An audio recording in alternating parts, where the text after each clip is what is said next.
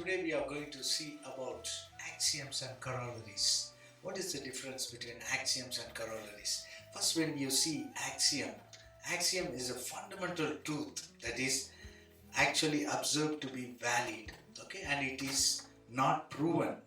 The corollaries, so it can be proven by the design rules, okay, so that is the definition about the corollary.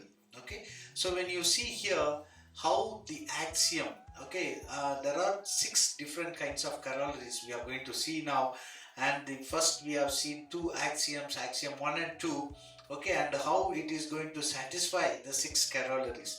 So the axiom 1, it will satisfy the first 3 and the 4th corollary, and axiom 2, it will satisfy the first 3 and the 5th and 6th corollary. Okay, so we will see about what are the 6 types of corollaries here, and we will see one after another. Okay, so the first is uncoupled design with less information content. Okay, so here the 2 important thing is it should maximize the object cohesiveness among the objects. Okay, so that means within the object what are all the functionalities we are going to define, that should be maximum dependency between it within the class. Okay, and less information transaction among objects, that means the coupling, it should be less, okay, between the 2 classes. The dependency it should less. Okay, so that is the first axiom also it satisfies with. Okay, so that is the first corollary, uncoupled design with less information content.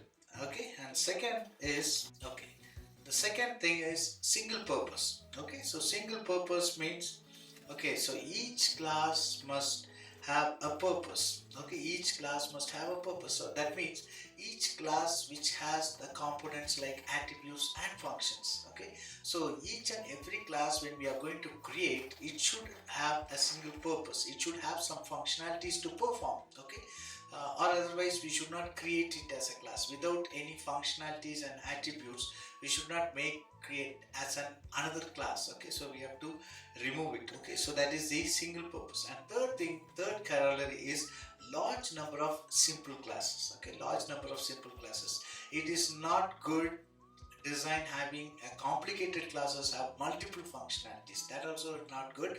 So you should have a simple classes with have attributes and functionalities. Okay, so there should not be a class without attributes and functions. That is also not good. It's not a good design.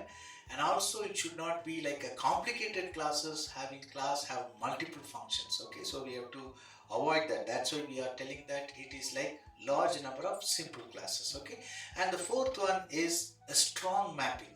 Okay, the strong mapping, so that means it should be like a strong mapping between the analysis and the design phase. Okay, as we discussed, analysis phase is like the physical entity we are going to identify, and the design phase is we are going to identify the logical entity, that is view layer and access layer.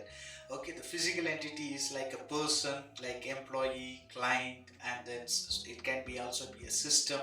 So that should be a strong mapping between the physical and the logical, that is the design and the analysis phase. Okay, and the fifth one is a standardization. Okay, standardization, that means in Java language and all, we have to define the libraries initially itself.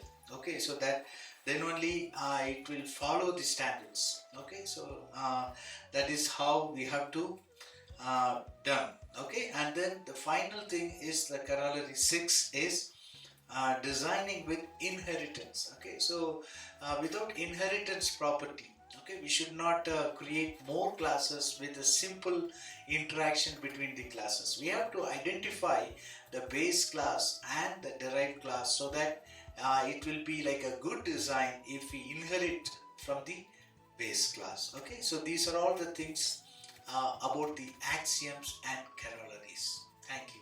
All the best.